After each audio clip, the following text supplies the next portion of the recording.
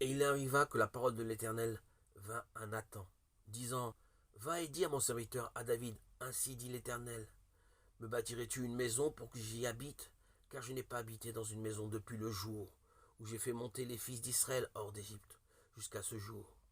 Mais j'ai marché çà et là, dans une tente et dans un tabernacle. Partout où j'ai marché au milieu de tous les fils d'Israël, ai-je dit un mot, en disant, pourquoi ne me bâtissez-vous pas une maison de cèdre? 2 Samuel 7.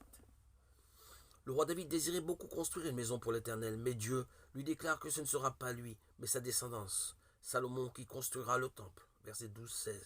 Salomon est un type de Christ, qui à la fin construira le temple de Dieu, et son royaume sera établi pour toujours.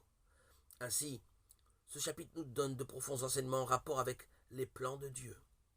Une autre pensée touchante et intéressante à méditer se dégage de ces versets. L'Éternel dit, j'ai marché çà et là, dans une tente. Dans sa marche avec les fils d'Israël, il n'a à aucun moment demandé une maison de cèdre. Ésaïe fait allusion à cela quand il dit au sujet de l'Éternel, voyageons avec son peuple dans le désert. Dans toute leur détresse, il a été en détresse. Ésaïe 63:9. En marchant avec eux, il s'est identifié avec toutes leurs difficultés. Qu'il est heureux de voir cela aussi dans les évangiles, qui nous parle de celui qui a habité, qui a dressé le tabernacle parmi nous. Jean 1,14. Il n'avait pas de lieu où reposer sa tête, Matthieu 8,20. Il n'avait pas de maison de cèdre, mais il dormait dehors, sans abri.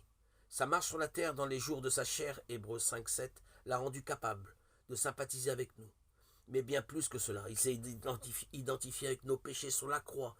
Il est ressuscité pour que nous puissions demeurer avec lui, dans la maison de son Père. Quelle grâce nous voyons dans notre bien-aimé Seigneur. Chantons.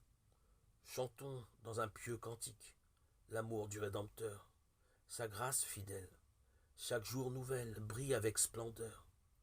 Il est grand et magnifique. Louons le Seigneur. Louons le Seigneur.